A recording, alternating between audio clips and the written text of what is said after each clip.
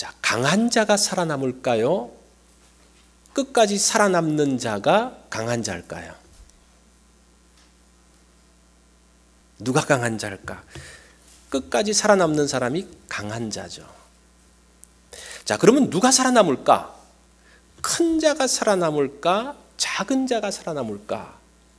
여러분, 어떤 것이 짐승이든지 뭐든지 큰 게 살아남을 것 같습니까? 작은 게 살아남을 것 같습니까? 이 생물학을 연구하는 그 과학자들이 말하기를 큰 것보다 작은 것들이 살아남는다고 이야기를 합니다. 가장 힘세고 큰 공룡, 그저 그 맘모스 코끼리 이런 것들은 어떻습니까? 환경이 바뀌면서 다 죽었는데 작은 것들은 끝까지 살아남는다라고 이야기를 합니다. 좋은 환경 가운데서는 이 사자, 호랑이, 힘 있는 짐승들이 막 호령하고 그러지만 환경이 바뀌면서 척박한 땅이 되어지면요, 가장 먼저 죽는 것은 이런 큰 짐승들이 죽는다고 이야기를 합니다. 그러면 누가 강합니까? 사자나 호랑이나 이런 큰 것들이 강합니까? 아니면 작은 것들이 강합니까? 자, 세상은 덩치가 큰 놈이 이긴다라고 이야기를 합니다. 그래서 이 기업들이 덩치를 키우기 위해서 얼마나 애쓰는지 몰라. 다른 기업들과 합병하고 그러죠. 그거 얼마나 많은 이야기를 듣습니까? 그런데 경영 컨설팅 회사인 프라이스 워터하우스 쿠퍼스라는 회사가 한 5년 정도 이 기업 합병하면서 덩치를 늘렸던 그 기업들이 어떻게 되어지는지를 조사를 했습니다. 그 중에 80%는 이익을 제대로 회수하지 못했다고 이야기합니다. 그 중에 30%는 합병 이후에 너무 힘들어서 자기 기업을 지탱하기 어려워서 다른 회사에게 팔려간, 쉽게 말해서 망한 30%가 망했다 그래요. 이것이 지금 현재의 추세인 겁니다.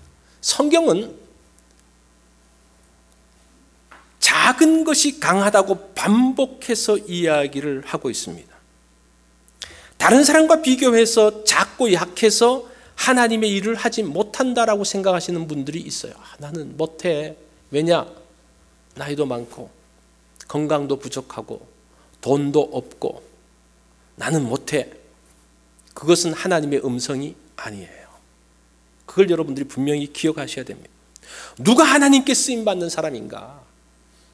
크고 강한 사람인가? 아니면 작은 자도 그 일들을 할 수 있는가? 그것이 오늘 본문의 이야기입니다. 자, 오늘 본문은 두 번째 사사 에훗에 대한 이야기를 하고 있습니다. 성경이 에훗을 소개하는데 15절 말씀을 한번 보십시오. 뭐라고 말합니까? 그는 베냐민 집 사람 게라의 아들 왼손잡이 에훗이라고 이야기를 합니다. 자, 사람들이 이게 왼손잡이라 그러면 요즘은 왼손잡이라고 문제가 되는 게 아니죠. 그런데 이 원문을 보면요, 이 왼손잡이가 뭐냐? 오른손을 쓰지 못하는 자, 그런 뜻이에요. 이 사람이 왜 왼손을 씁니까? 이 사람이 왜 왼손잡이가 됐습니까? 오른손을 사용할 수 없기 때문에 왼손잡이가 되어졌던 사람이다라고 이야기를 하고 있습니다. 그런데 재밌는 것이 베냐민의 뜻이 무엇인고 하니 오른편에 있는 사람이란 뜻이에요. 오른편에 있는 사람이란 뜻인데 그 오른편의 사람들 중에서 이 에훗은 어떤 사람입니까? 오른손을 쓸 수 없는 비주류의 사람인 것을 볼 수가 있습니다. 또 이 에훗에 대한 이야기를 볼 때에 베냐민 사람일 뿐 아니라 이스라엘 자손이 그를 통하여 모압 왕 에글론에게 공물을 바칠 때에, 자, 이 에훗이 에글론에게 공물을 바칠 때, 조공을 바칠 때에 이 사람이 조공을 바친다고 그래서 대표는 아니에요. 이스라엘 대표가 아니고 바친다라는 이 단어를 보니까요, 샬라흐라는 단어가 심부름꾼이라는 건 뜻이에요. 이 사람이 한쪽 손을 쓰지 못, 오른손을 쓰지 못하는 장애인일 뿐 아니라 그 이스라엘 사람들이 부려먹는 심부름꾼에 지나지 않았다라고 이야기를 하고 있습니다. 에훗은 장애인이었고 이스라엘 사람들의 심부름꾼이었다는 거예요. 자, 이 에훗. 자, 그러면 이 에글론은 어떤 사람인가? 에글론은 강한 자입니다. 13절에 보니까요, 곡물을 모압 왕 에글론에게 바쳤는데 에글론은 매우 어떤 사람이었다? 비둔한 사람이었다라고 이야기합니다. 이 비둔하리라는 단어를 보면 살이 찐 뭐 그런 뜻도 있고, 다른 뜻에는 튼튼한, 또 풍성한 그런 뜻도 있어요. 어쨌든 이 에글론은 굉장히 강한 왕이었습니다. 이 에글론이 이스라엘을 치기 위해서 여리고로 들어오는데, 그 여리고 성에서 머물면서 18년 동안 괴롭히는데, 뭐 곡물을 바치고 고통스럽게 하는데, 이 사람이 혼자 들어오는 것이 아니라 옆에 있는 암몬 족속과 아말렉 족속과 함께 연합군을 이루어서 들어와요. 그러니까 이 모압 왕 에글론은 자기 나라의 왕일 뿐 아니라 주변 나라에서도 리더격에 있는 그런 왕이었다라고 말하고 있습니다. 그런데 이 사람의 이름이 에글론이에요. 이 에글론이 이름인지 별명인지 학자들은 정확하게 알 수 없다라고 이야기합니다. 이 에글론의 뜻이, 에글 그러면 황소라는 뜻입니다. 론 그러면 작은이라는 뜻이에요. 그래서 작은 황소다라는 뜻입니다. 그 당시에 고대 사이에 황소가 뜻하는 것이 무엇이는 거 아니? 애굽의 신이 뭡니까? 소잖아요, 소. 작은 황소라고 말할 때는 힘있고 저돌적인 것을 말하는 의미도 있지만 신이라는 그런 개념도 있습니다. 그래서 이 에글론이라는 것이 이름일 수도 있고 아니면 그 사람의 별명일 수도 있다라고 이야기를 합니다. 이스라엘 백성들이 광야에서 나올 때 모세가 40일 동안 그 시내산에 올라가서 하나님을 뵙고 있을 때 밑에서 아론과 이스라엘 백성들이 뭘 만듭니까? 뭘 만들어요? 금송아지를 만들죠. 왜 송아지를 만듭니까? 금황소를 만들지 않고 왜 송아지를 만들어요? 이스라엘이 남북으로 나눠지고 난 다음에 북이스라엘에서 그 베델과 단에 금송아지 상을 만들어요. 왜 금송아지일까? 이것이 애굽의 신과 연결되어지는 신이라는 개념이에요. 그런 개념으로 봤을 때 이 에글론은 애굽의 신의 어떤 자식, 그러니까 하나님의 아들은 뭡니까? 아들은 뭐가요? 하나님이에요. 그런 개념이에요. 그래서 이 황소라는 그 개념이 그 고대 사이에서 가지고 있는 그 이미지는 신이라는 그런 이미지를 갖고 있었습니다. 자, 보십시오. 지금 오늘 본문에서 에훗과 에글론 사이에 싸움이 벌어지는데 이 에훗은 약한 자입니다. 오른손을 쓰지 못하는 자입니다. 장애를 가지고 있습니다. 그 이스라엘 지파내에서도 비주류입니다. 그 이스라엘 백성들이 부려먹는 그냥 단순한 심부름꾼 정도밖에 되지 않습니다. 그런데 이 에훗은 어떤 사람입니까? 강한 사람입니다. 그 주변 나라, 자기가 왕일 뿐 아니라 주변의 나라들을 함께 힘을 모을 수 있는 그 리더와 같은 그러한 사람입니다. 황소같이 힘 있는 사람이고 또 그 사람은 에글론, 하나의 신으로서 추앙받는 그러한 사람, 이 두 사람이 대결하고 있는 것이 오늘 본문의 내용이에요. 자, 그러면 이 두 사람 사이에서 이스라엘 백성들은 누구를 따라갈 것인가? 누구를 따라갑니까? 강한 자와 약한 자 사이에서 누구를 따라갑니까? 당연하게 강한 사람을 따라가죠. 오늘날도 약한 사람을 따라가겠어요? 강한 사람을 따라가죠. 이스라엘이 우상을 왜 섬기느냐? 왜 강한 자에게 따라 붙느냐? 왜 그래요? 강한 자에게 있어야지 뭔가 얻어낼 게 있는 거예요. 강한 자에게 붙어 있어야지 그 사람으로부터 도움을 받을 수가 있는 거예요. 이게 우상의 첫 원리예요. 기본 원리예요. 우리가 누군가를 찾아간다는 것은, 우상을 찾아간다는 것은 그것으로부터, 그 강한 자로부터 내가 보호받고 내가 도움을 얻기 위해서 가는 겁니다. 자, 그러면서 이 이스라엘 백성들이 어떻게 가는 거 하니? 3장 7절 8절에 보면 이스라엘 자손이 바알과 아세라를 섬긴지라 이렇게 이야기해요. 이 섬겼다는 단어가 우리가 지난주에 봤을 때 이게 일하다라는 단어도 있는데 또 어떤 단어도 있는 거 아니? 팔아넘기다라는 단어가 있어요. 팔아넘기다. 여기 7절에 보면 이스라엘 자손들이 하나님을 잊어버리고 이렇게 있어요. 하나님을 잊어버리고 바알과 아세라에게 자신을 팔아 넘겼다라고 이야기를 하고 있습니다. 왜 자신을 팔아 넘깁니까?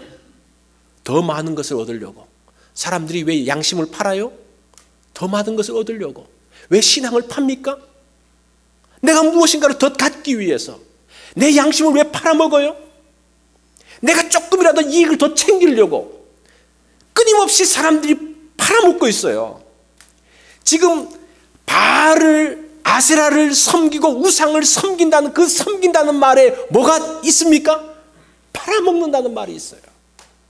우리가 무엇인가를 팔아먹기 시작하고 어떤 내 이익을 위해서, 내가 무엇인가를 더 갖기 위해서 나의 신앙을 팔고 나의 양심을 팔고 팔기 시작한다는 것 자체가 뭡니까?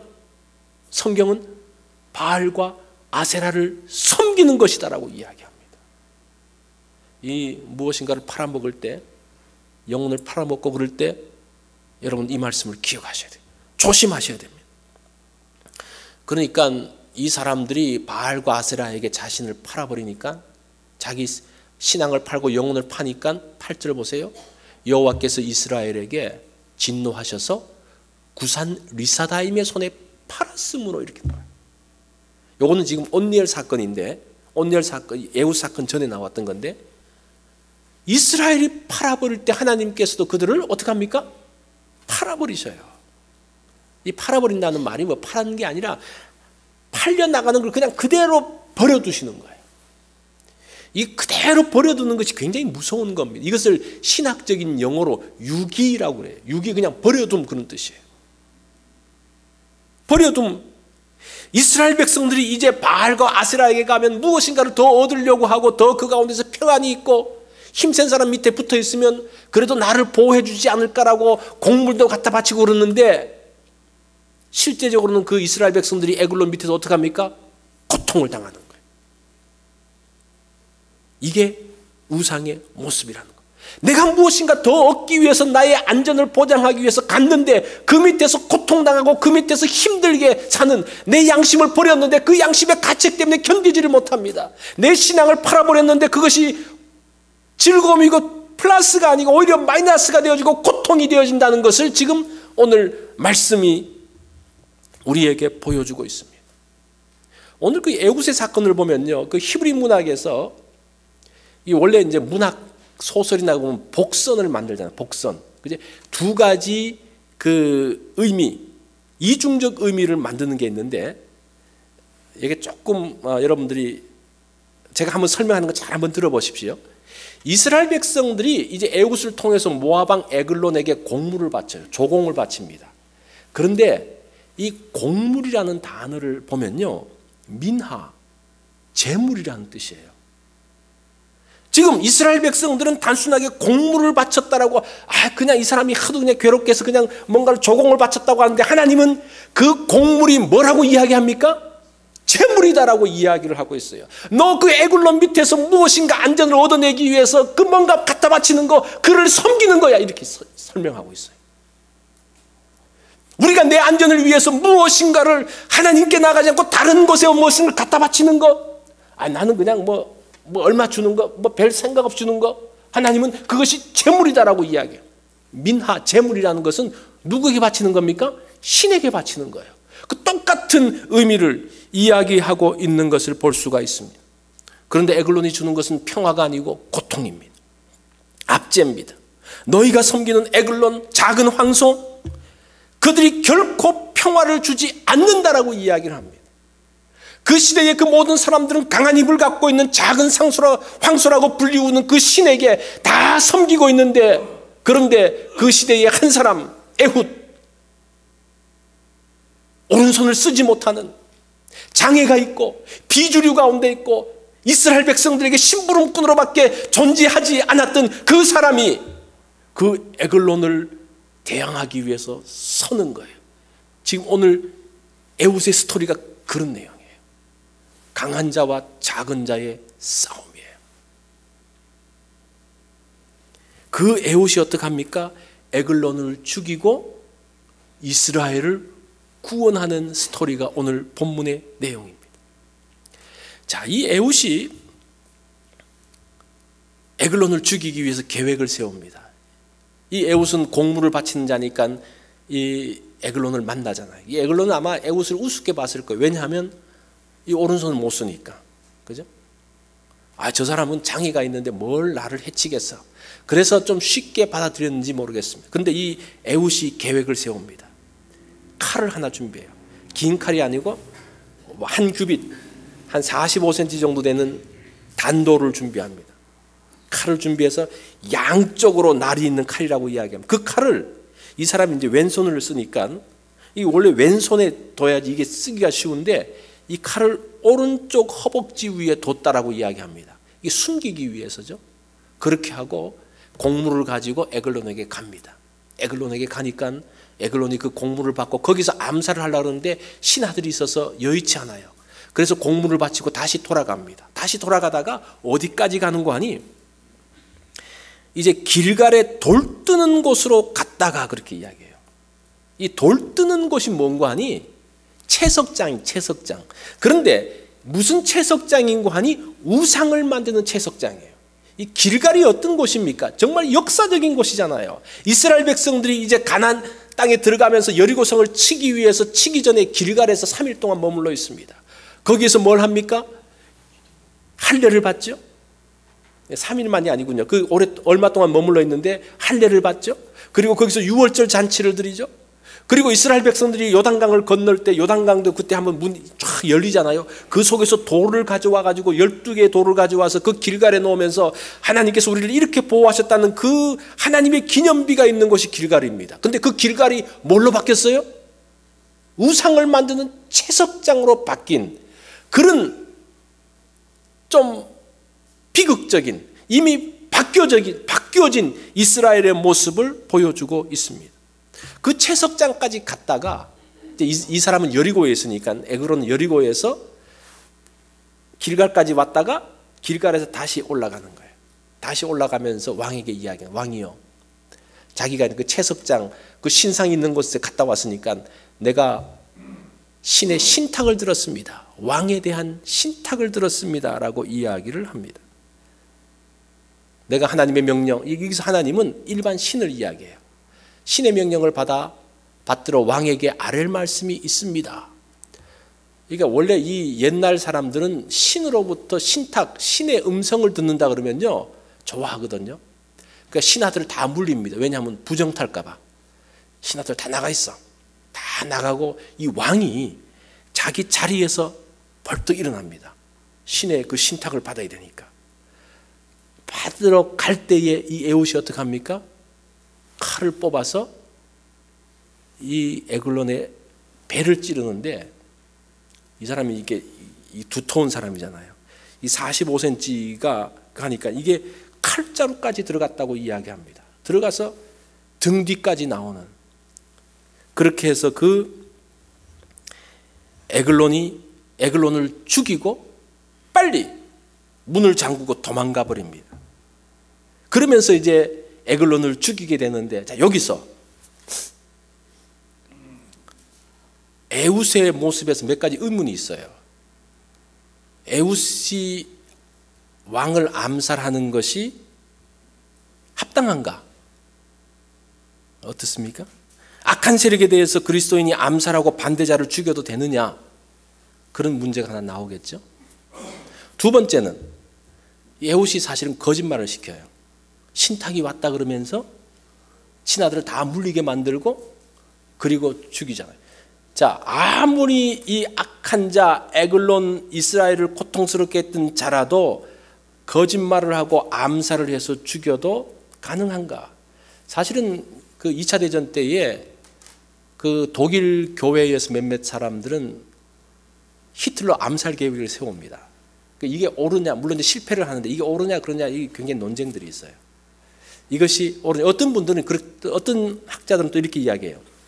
지금 에훗이 에글론을 죽인 것은 하나님의 심판을 대행하는 것이다. 그리고 그것이 거짓말이 아니고 하나님께서 너를 심판하신다 그렇게 말하고 죽였을 것이다. 그렇기 때문에 아무 문제가 없다라고 이야기하지만 저는 생각하기에 문제가 좀 있는 것 같아요. 그럴 것 같으면 이게 지금 에훗의 암살을 용인하면요 이제 우리가 봐가지고 다 잘못된 사람들은 다 권총 차고 다 가잖아요. 칼 차고 가야 되잖아요. 어쨌든 근데 이게 지금 제가 이거를 뭘 시비 거는 게 아니라 이것이 에훗의 한계라는 거예요. 아무리 자기가 정말 바르게 해서 일어섰지만 그 에글론을 죽였지만 그 과정에서 이 사람이 감당할 수 있는 한계가 있다는 거예요. 그래서 이것을 제가 지금 에웃의 잘못을 말하는 것이 아니라 에글론을 에웃이 암살했다고 에웃이 이스라엘을 구한 것이 아니라는 거예요. 그 마무리는 누가 하십니까? 하나님이 하세요. 인간의 그 모든 한계의 상황 가운데서도 분명히 잘못된 것이 있지만 그 마무리를 누가 하십니까? 하나님이 하십니다. 이 에웃이 그 에글론을 죽이고 난 다음에 도망갑니다. 원래 베냐민 지파인데 여리고에서 베냐민 지파는 여기서 가까이 있는데 그까지 가지 않고 에브라임 지파까지 도망가요. 그래서 에브라임 지파에 가서 그 군사들을 모으는데 이 사람이 영향력 있는 사람이 아니에요. 비주류잖아요. 그죠? 장애인이잖아요. 신부름꾼이잖아요. 누가 이 사람이 모이라 그래서 모입니까? 그런데 이 사람이 모이라 그러니까 하나님께서 백성들을 몰아주셔요. 지금 하나님께서 일하고 계신 것들을 보여주는 거예요. 그냥 언뜻 보면 에웃이 뭔가 하는 것 같은데 하나님께서 지금 하고 계십니다. 그리고 이 백성들이 모여서 전쟁을 하러 여리고로 가는 게 아니라 어디로 갑니까? 성경을 자세히 보면요, 요단 나루로 갔다고 그래요. 왜 요단 나루로 갑니까? 전쟁을 하려고 그러면 지금 군대는 여리고에 모였는데 요단 나루는 그 길갈에서 더 동쪽으로 가거든요. 그걸 보면 이 에글론이 죽고 난 다음에 하나님께서 그 모압 군대 가운데서 두려움을 불어넣으십니다. 그래서 그들이 죽은 사람들이 10,000명인데 다 용사고 역사였다라고 이야기를 합니다. 그 사람들이 마음이 무너지고 그렇게 되니까 도망가려고 어디로 도망가는 거 아니? 이 요단 나루를 통해서 건너가는 거예요. 그러니까 그 길목에 이스라엘 백성들이 딱 지키고 있는 거예요. 그리고 하나님께서 그 모압의 군대들을 어디로 모십니까? 요단 나루로 막 몰아가면서 이 모압 땅으로 도망가도록 막 몰아갑니다. 거기서 이스라엘이 치는. 그래서 이 전쟁을 뜯어놓고 보면요, 하나님이 개입하시고 하나님께서 마무리하고 있는 것을 볼 수가 있습니다. 자, 이런 것들을 봤을 때에 에웃이 시작을 했을지 모르지만 그가 온전하게 마무리하지 못했던 것은 하나님께서 온전히 마무리하고 있는 것을 보게 됩니다. 우리가 에웃의 사건을 볼 때 중요한 것은 무엇인가 하니, 중요한 포인트는 이스라엘이 섬기는 에글론이 정말 강한 힘을 가지고 있었느냐? 그거예요. 이 에글론이 우상인데 정말 너희들이 섬기고 있는 이 우상이 얼마나 강한 힘을 갖고 있느냐, 그것을 보여주는 것이 에웃의 사건, 에웃의 스토리입니다. 가보니까요, 이 에웃이 에글론을 딱 만나보니까 어떻습니까? 한 치 앞을 보지 못해요. 자기가 죽을 줄 모르고 신하들을 다 물립니다. 그죠? 신탁이 왔다고 거짓말 하나 탁 던졌는데, 말 하나 탁 던졌는데 뻘떡 일어나가지고 그 앞에 딱 섭니다. 그리고 더 재밌는 게 에웃이 칼로 찔렀는데 그 끝이 등 뒤까지 나갔다라고 이야기해요. 우리 성경은, 영어 성경 중에서도 NIV 같은 것은 등 뒤까지 갔다고 아주 점잖게 번역을 했는데, 이 등 뒤, 파르쉐돈이라는 단어가 보면 항문 그런 뜻이에요. 가랑이 그런 뜻이에요. 이게 이 킹 제임스 버전이 뭐라고 합니까? 그걸 칼로 찌르니까, 배를 찌르니까 The dirty came out. 뒤에서 더러운 것이 나왔다 그래요. 그게 뭡니까? 배설물이 나왔다는 거예요. 지금 너희들은 지금 에글론을 보면서 그가 굉장히 강한 자고 황소 같은 자고 힘 있는 자인데, 에글론의 정체가 뭐냐? 가서 찔러보니까 꽝이라는 거예요. 아무것도 없다는 거예요. 뭔가 그 속에 대단한 것이 있는 것처럼 보였는데 그 속에서 뭐가 쏟아져 나옵니까? 적나하게 나오면 똥밖에 없었단 말이에요. 배설물밖에 없었던 아무것도 아닌 에글론을 너희가 지금까지 섬기고 있었는데 그게 뭐라는 겁니까? 우상의 실체라는 거예요. 지금 에웃 사건에서 중요하게 이야기하고 있는 게 지금 이 이야기예요. 너희가 섬기고 있는 에글론, 그렇게 강하고 두려워가지고 공물을 바치면서 벌벌벌 떨면서 고통 가운데 압제하고 있으면서 전혀 저항하지 못했던 그런 존재가 과연 어떠냐? 에웃이, 정말 힘없는 에웃이 한번 부딪혀 보니까요, 꽝이라는 거예요. 꽝. 아무것도 아니라는 거예요. 사실은 우리의 우상, 우리의 두려움의 그 실체들은 실제 있는 게 아니에요. 어디서 만들어집니까? 내 생각 가운데서 만들어지는 것들이 많을 수 있어요. 그 실체들을 지금 에웃 이야기를 통해서 그 우상의 정체가 뭔지를 완전하게 발가벗기는 것이 오늘 에웃 이야기의 핵심입니다. 요즘 청소년들의 우상이 누굽니까? 이 연예인들. 그죠? 한번 모이면요, 얼마나 모이고 보면 막 기절하고, 하여튼 잘 이해는 안 되지만 어쨌든 그 아이들이 그렇게 하니까. 그런데 이 우상들, 이 아이돌, 얼마나 멋있게 포장합니까? 얼마나 멋있어 보입니까? 그런데 실제적으로 그 사람들의 이야기를 들어보면요, 굉장히 큰 두려움 가운데 사로잡혀 있습니다. 끊임없는 스트레스 가운데서 이 사람들이 인기가 있을 때도 언제나 늘 뭘 생각하는 거 아니? 내가 인기가 떨어지면 어떡하지? 그 걱정하며 산다는 거예요. 끊임없이 그 스트레스 가운데서. 그러니까 이게 끝나고 나면, 무대가 끝나고 나면 그 스트레스를 이기지 못해서 어떡합니까? 제정신으로 살 수가 없는 거예요. 술을 마셔야 되는 거고, 뭐 약물을 복용해야 되는 거고, 제정신으로 살 수가 없어요. 그게 실체예요. 그 실체. 우리가 생각하는 그 우상, 화려해 보이고 멋있어 보이지만 들어가 보면요, 뭡니까? 꽝이에요, 꽝. 하나님은 에웃을 통해서 이 우상의 실체를 보여주고 있습니다.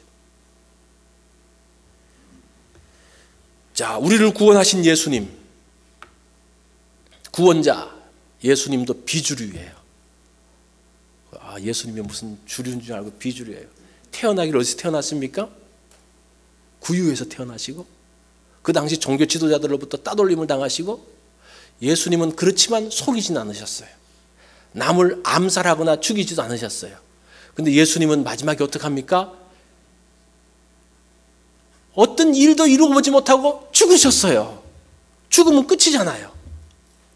이게 참, 이 구원자이신 예수님이 보세요, 무엇인가 대단한 강한 힘을 가지고 있는 것처럼 보였어요. 오병이어의 기적을 할 때 무엇인가 힘이 있는 것처럼 보였어요. 병자를 고칠 때 무엇인가 보였어요. 그런데 예루살렘에 올라가고 난 다음에 어떡합니까? 힘도 못 쓰고 죽어버렸어요. 이게 어떤 구원자인가? 그런데 보세요, 죽은 예수님을 하나님이 어떻게 하십니까? 살리시는 거예요. 하나님이 살리시면서 어떻게 합니까? 사망의 세력을 꺾어버리는 거예요. 죄의 세력을 꺾어버리는 거예요. 정말 강한 힘은 어디서부터 나오는 겁니까? 하나님께서 어떻게 사용하시냐에 나오는 거예요. 내가 힘을 가지고 하는 게 아니라, 그죠? 예수님 자신도 예수님의 힘과 능력을 가지고 하시는 게 아니라, 예수님은 그냥 하나님의 뜻대로 그냥 죽으시고, 그 다음에 일을 누가 하십니까? 하나님이 하시는 거예요. 여러분, 내가 약하다고 생각하십니까? 내가 어떤 것을 할 수 없다라고 생각하세요? 나이도 많고 건강도 없고 가진 돈도 없고 아무것도 없어 내가 하나님 앞에 쓰임받을 수 없다라고 생각하십니까? 그 역사는 내가 이루는 것이 아니라 누가 이룹니까? 하나님께서 이루시는 거예요. 하나님께서 이루시는 거예요.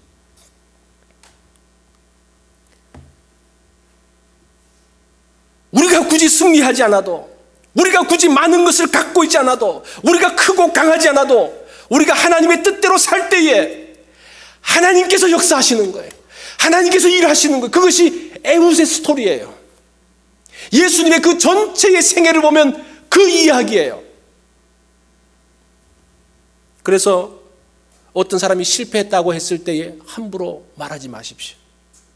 몰라요. 아직도 하나님께서 그 실패를 통해서 어떻게 역사하실지 몰라요. 내가 별 볼 일 없다고 생각하고, 내가 작은 자라고 생각하고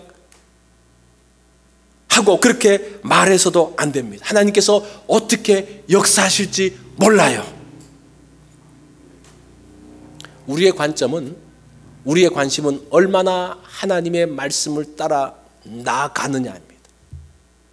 그것에 따라서 달라진다는 거예요. 이 전라남도의 신안군에 가면 증도라는 섬이 있습니다. 증도. 이 증도 주민의 1700명 중에서 90% 이상이 크리스찬이라고 이야기합니다. 그래서 한국에서 가장 복음화율이 높은 데가 이 증도라고 그래요. 그 사람들은 그 땅을 복음의 땅이라고 이야기를 합니다. 복음화율 1위. 그 섬에는 다른 종교단체는 아무것도 못 들어가고 교회만 11개가 있다고 이야기를 합니다.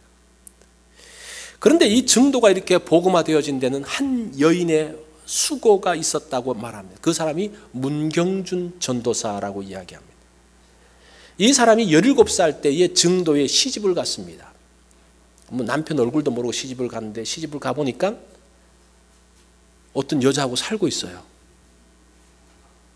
첫날 밤부터 소박을 맞았습니다. 그리고 20년 가까이 생과부로 시집살이만 하다가, 이 시집살이라기보다 뭐 했는 겁니까? 종노릇 한 거죠. 종노릇 하다가 시댁에서 쫓겨나게 됩니다. 그리고 목표로 가가지고 삭반지를, 그때가 20년이면 37이죠, 그죠? 그 목포에서 삭반지를 하면서 헌건히 이제 살아갔는데, 그런데 그 목포에서 그래도 복음을 듣게 됐어요. 복음을 들으면서 예수 믿으면서 이렇게 이런 세상도 있구나라는 것을 알게 되어지고, 이 사람이 이제 신학교를 가게 됩니다. 내가 더 알고 싶다. 그러면서 전도사가 되어졌어요. 그러면서 내가 전도사 이제 신학교도 졸업하고 그랬으니까 어디 가서 일을 할까를 이제 기도하는데, 이제 두 가지가 생각이 나는 거예요. 하나는 이 목포에서 자기가 있었던, 자기가 신앙생활했던 이 목포에서 사역을 하는 것과, 아니면 자기가 쫓겨났던 증도로 가고 싶다는 마음이 있는 거예요. 이 둘 사이에 고민을 하는 거예요. 그러다가 결국은 이 사람이 어디로 결정하는 거 아니에요? 하나님의 그 마음의 감동 가운데서 증도로 가기로 결정을 합니다. 사실은 목포에 있으면 자기를 아껴주고 함께 했던 성도들이 있고 교회가 있고 아주 편안한 곳이에요. 그런데 이 증도는 어떤 곳입니까? 자기의 과거를 이미 다 알기 때문에 모든 동네 사람들이 다 손가락질을 할 거예요. 아직 그 남편이 그곳에 있고 시댁 식구들이 그곳에 있기 때문에 그 핍박이 그냥 뭐 느껴지는 거예요. 그런데 그 하나님의 인도하심을 따라서 그 증도로 들어갑니다. 그래서 그 교회를 개척을 했습니다. 그러면서 이 사람이 교회를 11개를 개척을 해요. 그리고 한국 교회사의 길이 남는 48명의 순교자를 냈던 임자도 진리교회가 이 문 전도사님이 가장 먼저 세웠던 교회입니다. 그리고 일제 강점기, 그러니까 굉장히 오래전 이야기죠. 1800년 때 하여튼 이제 그 일제 강점기에 있으면서 이제 교회를 했고, 그리고 난 다음에 이제 이 해방되고 난 다음에 다시 6.25 사변이 나면서 이곳으로 이 공산군들이 들어오게 됩니다. 이 공산군은 예수 믿는 사람을 그냥 싫어하니까요. 그러면서 이 문전도사님을 불러놓고 종교는 아편이라고 이야기하고, 새끼를 많이 깐 씨암탉을 죽여야지 병아리가 살아남지 못한다고 말하면서 그 교인들을 다 불러놓고, 백상에 불러놓고 이 문전도사님을 총으로 쏴서 죽입니다. 그리고 다른 사람들은 그냥 보냅니다. 그리고 이 사람이, 문전도사님이 총에 맞아서 백사장에 있는데 누구도 가져가서 장례를 치르지 못한, 공산당이 눈이 두려워가지고 8일 동안 그렇게 놔뒀습니다. 그리고 공산당이 빠지고 난 다음에 그 있는 사람들이 와가지고 이분을 이제 장례를 지내는데, 그 광경을 보면서 그 섬에 신앙의 불길이 확 타오르는 거예요. 그 순교를 통해서. 그러면서 그것이 씨앗이 되어져서 증도와 신안군 일대가 믿음의 섬, 믿음의 장소로 바뀌게 되어집니다. 그리고 그 문경준 전도사가 목회하는 그 섬에서 한 100여 명 이상의 목회자들이 배출을 하는데, 그 대표적인 인물 몇 분 있는데 그 중에 한 분이 김중권 목사님입니다. 한국 CCC하고, 그러니까 젊은이 운동을 일으켰던 분이 김중권 박사예요. 그러니까 이 문경준 전도사의 밑에서 있었던 사람이 한국의 젊은이들을 일으킨 거예요. 그 다음에 성결교회 뭐 이만식 목사님이라든지 한신 그 정택이 목사님이라든지, 하여튼 이런 유명한 분들이 이 곳에서 신앙생활을 하면서 있었습니다. 문경준이라는 사람은 약한 여인이었어요. 소방 맞은 여인입니다. 삭바느질로 겨우 연명하는 가난한 여인이었습니다. 그런데 이 사람이 하나님께 붙잡힌 바 되니까요, 놀라운 일들을 감당하게 되는 거예요. 한국의 젊은이들을 일으키는, 그 한 섬을 복음화시키는, 한국의 기둥들을 만들어내는 그러한 일들을 했던 것을 봅니다. 하나님은 우리가 강하지 않아서 안 쓰시는 게 아니에요. 오히려 강해서 문제예요. 오히려 많은 것을 갖고 있어 말 안 들어서 문제예요. 오히려 우리가 약한 자들을, 연약한 자들을 하나님께서 쓰신다는 것을 아십니까? 지금 우리 믿는 사람들 중에서도 크고 강한 것을 따라가는 사람은 우상의 덫에 걸릴 가능성이 굉장히 큽니다. 그거 조심하셔야 돼요. 지금 교회가 큰 교회들, 이 큰 것을 추구하는 교회가 있다면 우상의 덫에 깔려들 가능성이 굉장히 큽니다. 그것을 따르지 않으면, 더 큰 것, 더 많은 것을 갖지 않으면 안 되거든요. 그 큰 덩치가 움직이기 위해서는 더 많은 돈이 필요하고 더 많은 물질들이 필요할 수밖에 없어요. 그러면서 걸려 들어가는 거예요. 그래서 우리가 어떤 큰 것들을 보면서, 큰 교회를 보면서, 큰 교회가 어떻게 하면 우리도 어떻게 해야 된다? 지금 시대가 바뀌었어요. 지금 한국 교회 요거도 먹는 게 다 큰 교회들 때문에 다 요거도 먹어요. 지금 여러분, 작은 교회가 정신 차려야 됩니다. 이제 큰 교회 사명은 거의 끝나가요. 이제 작은 교회가 어떻게 하면서 살아남느냐가 한국 교회, 이 앞으로의 이민교회 미래를 바꿀 거예요. 정신 차리셔야 돼요. 우리 교회가 그 사명들을 갖고 있어요. 작아서 실망하십니까? 약하고 부족해서 할 수 없다고 생각하십니까? 나는 약하지만 누가 큽니까? 하나님은 크세요. 하나님 크세요. 나는 부족하지만 하나님께서 모든 것들을 이루어 가십니다. 그것이 에우스의 이야기예요. 우리가 이 말씀을 통해서 여러분들이 힘을 얻으면 좋겠습니다. 내가 이제까지 못하겠다고 생각했다면 이 에우스의 이야기를 통해서, 그래, 나도 할 수 있어. 나도 기도하면서 내 꿈을 하나님 앞에 아뢰야지. 그렇게 하십시오. 하나님께서 여러분들을 통해서 일하실 것입니다. 우리 다 같이 기도하겠습니다.